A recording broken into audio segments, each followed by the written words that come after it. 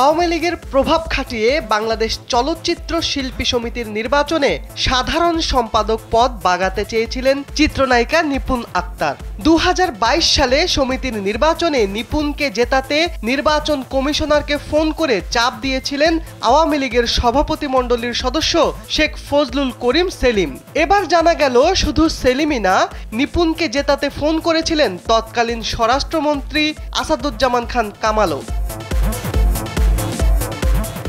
মঙ্গলবার তৎকালীন প্রধান নির্বাচন কমিশনার পীরজাদা হারুন গণমাধ্যমকে বলেন, 2022 সালের নির্বাচনে যখন ভোট গণনা হচ্ছিল তখন শেখ সেলিম 17 থেকে 19 বার আমাকে ফোন করেছিলেন। কালার এক্সপার্ট, জর্জ স্যাপ এবং মাইল্ড অন হ্যান্ডস টেকনোলজি সমৃদ্ধ অরিক্স ক্রিস্টাল ওয়াশ আপনার লন্ড্রি এক্সপার্ট। আমার সঙ্গে তার কয়েকবার কথাও হয়েছে। ওই রাতে তৎকালীন স্বরাষ্ট্রমন্ত্রী আসাদুজ্জামান খান কামালও আমাকে ফোন করেছিলেন। তাদের দুজনের উদ্দেশ্যই ছিল এক। 2022 সালের নির্বাচনে সাধারণ সম্পাদক পদে প্রাথমিক ভোট গণনায় জয়ী হন চিত্রনায়ক জায়েদ খান, কিন্তু ফলাফল মেনে নেননি পরাজিত প্রার্থী নিপুণ।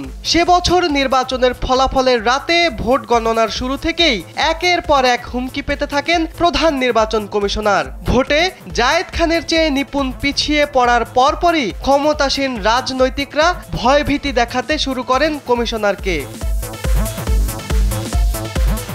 মুঠো ফোনে ভয় দেখানোর পাশাপাশি বড় অঙ্কের অর্থের লোভও দেখানো হয়েছিল পীরজাদা হারুনকে। তিনি বলেন, ফোনে আমাকে তুলে নিয়ে যাওয়ার ভয় দেখানো হয়, পরে একটি জায়গায় যেতে বলা হয় যেখানে অনেক টাকা রাখা ছিল।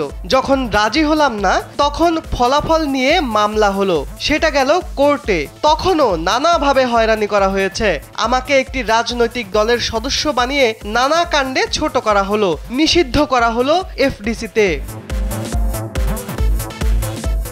বর্তমানে প্রশ্ন উঠেছে, নিপুণের সঙ্গে আওয়ামী লীগ রাজনৈতিকদের পরিচয় কিভাবে হলো। জানা যায় 2008 সালে আওয়ামী লীগ ক্ষমতায় এলে রাজনৈতিক অঙ্গনে এই নায়িকার আনাগোনা বাড়তে থাকে। সেই সময়েই তাদের পরিচয়। শিবলি আহমেদ, কালবেলা।